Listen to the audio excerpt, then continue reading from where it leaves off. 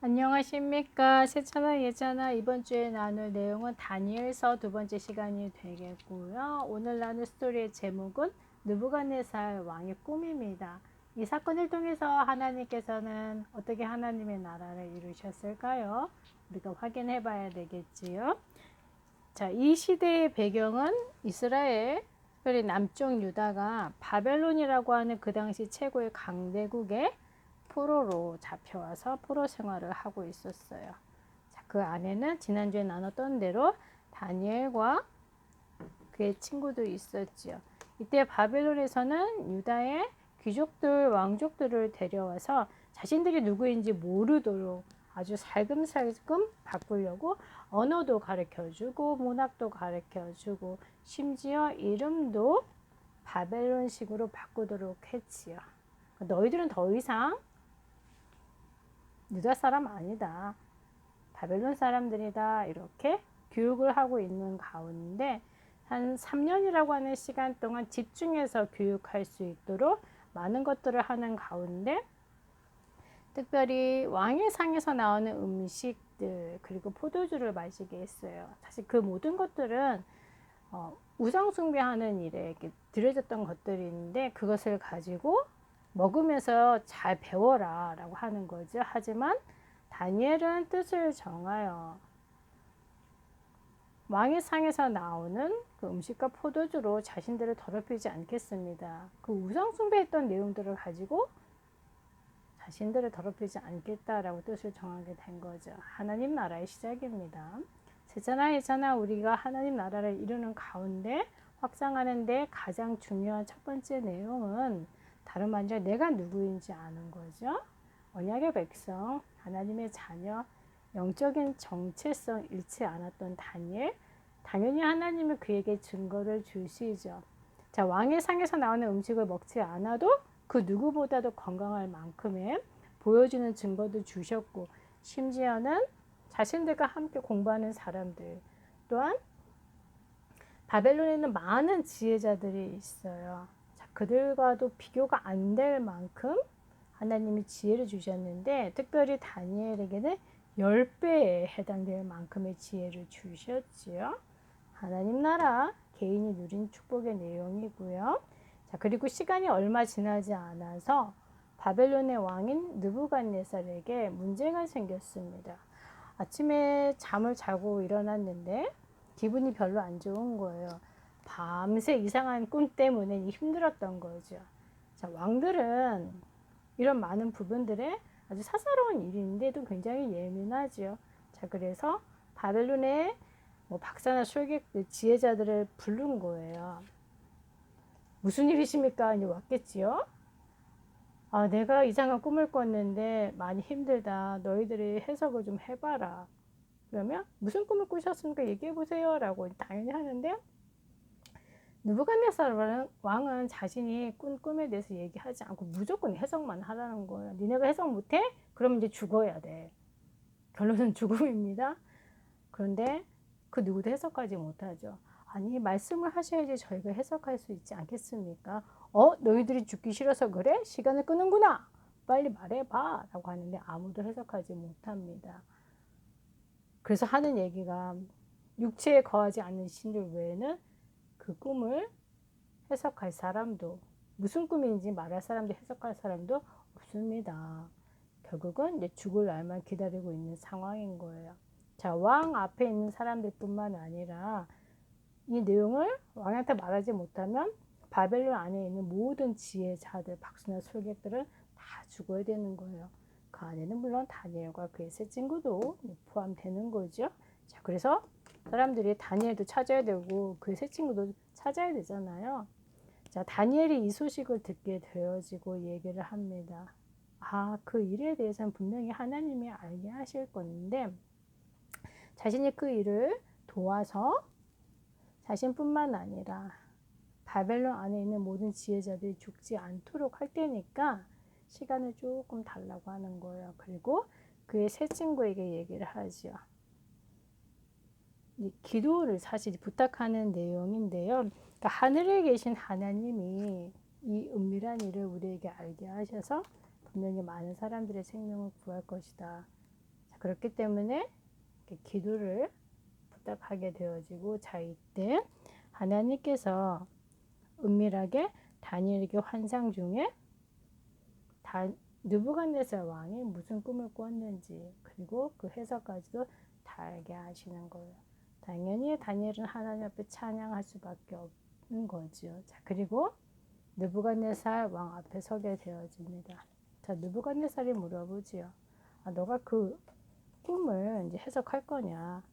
자, 근데 성경에 어떻게 기록되어져 있냐면, 그러니까 벨사살이라고 하는 다니엘, 그러니까 다니엘은 어디를 가든지 자신이 누구인지 정체성을 밝히고 다닌 거예요. 나는 그 하늘에 계신 하나님을 믿는 다니엘입니다. 비록 바벨론에서는 자신을 벨사살이라고 부른다고 할지라도요. 자, 그러면서 하는 얘기가 오직 은밀한 것에 나타내실 수 있는 분은 하늘에 계신 하나님이십니다. 대단하지요. 자, 그리고 왕이 지금 무슨 일을 하시려고 하는 건지 하나님께서 그것을 알게 하시려고 하는데, 제가 다른 사람들보다 지혜가 뛰어나서 그것을 왕한테 말할 수 있는 것은 아닙니다. 하나님께서 그 일을 통해서 결국 하나님이 하시는 일들을 보여주신다는 그 고백의 내용인데요. 자, 그러면서 왕이 무슨 꿈을 꿨는지 얘기를 한 거예요. 자, 왕이 꾼 꿈의 내용은 아주 큰 신상을 본 거죠. 그런데 그 모양이 너무나 이상한 거예요. 분명히 머리도 있고 가슴도 있고 뭐 허리, 다리, 발 다 있는데 각각의 컬러가 조금씩 다른 거죠. 머리는 금으로 되어져 있고요. 자, 그리고 가슴과 팔은 은으로 되어져 있습니다. 그리고 배와 허벅지 이런 쪽은 동으로 되어져 있고요. 그리고 다리와 발가락 이쪽에는 철로 되어져 있으면서 특별히 발 같은 경우에는 철과 진흙이 섞여져 있습니다. 이렇게 얘기를 하죠. 그러면 이렇게 부분이 거의 크게는 네 부분으로 나누어지잖아요. 자, 이 네 부분이 무엇인지를 얘기하는데, 첫 번째 머리는 지금 바벨론을 상징하고요. 그리고 두 번째 그 은으로 되어져 있던 이 부분은 앞으로 바벨론 이후에 메데바사라고 하는 나라가 세워지게 되어집니다. 그러니까 나라가 어떻게 바뀌어질 것을 얘기하고 있는 거고요. 자, 그리고 세 번째 동으로 되어져 있는 부분은 메데바사 이후에 헬라가 등장하게 되어져요. 혹시 나중에 세찬이 예찬이가 책을 읽다 보면 알렉산더 대왕에 대한 내용이 나오는데 바로 그 부분에 해당되어지고요. 자, 그리고 마지막에 다리, 그리고 발, 또 발과 섞여져 있는 진흙 이 부분에 대해서는 로마, 신약 성경은 로마를 배경으로 하고 있잖아요. 자, 그 부분을 얘기합니다.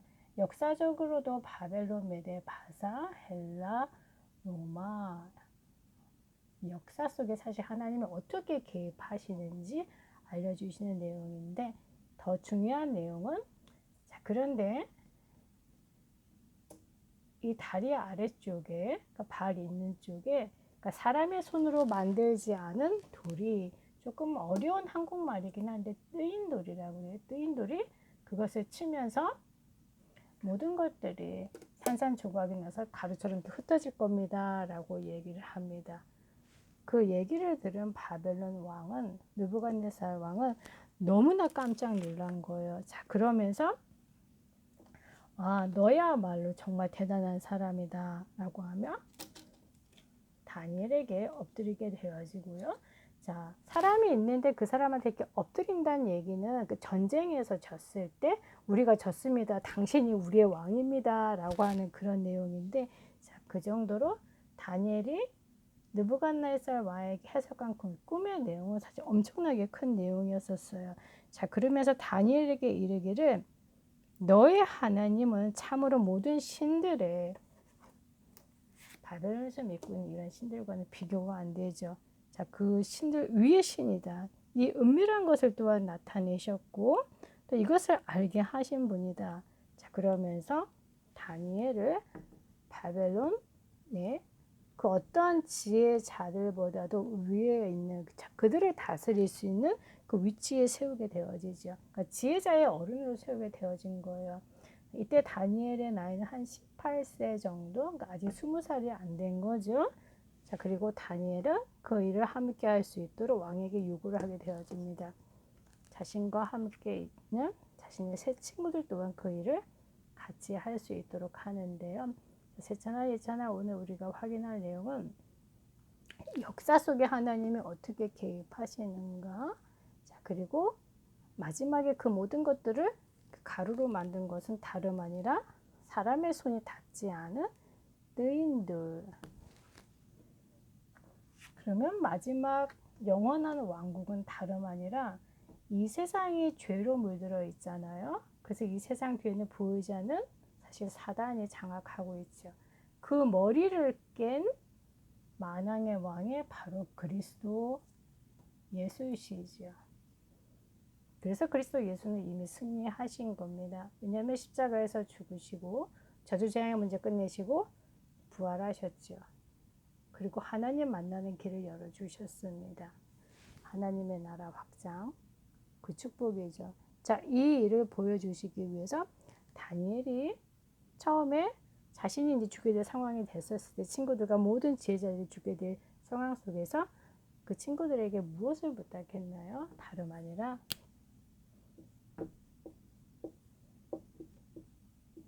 기도할 것을 부탁했죠. 다니엘은 정말 기도의 사람입니다. 왜 기도해야 되는지 알고 있었고 그 기도를 통해서 하나님이 자신에게 주시는 응답의 내용, 바로 사람을 살리는 일을 전달하게 하셨지요. 자, 이번 한 주간에 세찬이 예찬이가 꼭 기도하실 내용 다름 아니라 뜨인돌 그리스도께서 자, 모든 것 다 이루셨습니다. 그리고 그 그리스도가 이 땅에 확장되어지도록 하나님이 우리에게 주신 최고의 축복은 바로 다니엘이 누렸던 것처럼 기도하는 겁니다. 어떤 상황에 있든지 기도할 수 있으면 이미 하나님 나라 이루어진 것이고요. 계속 그 축복을 사실적으로 더 많이 누리게 되어지면 눈에 보이는 그 응답도 나중에 결과적으로 오겠죠. 사실 그게 중요한 것은 아니고요. 정말 내가 기도할 수 있는 상태가 되어져 있는가, 그 부분입니다. 이번 한 주간에 많이 누리세요. 다음 주에 만나겠습니다.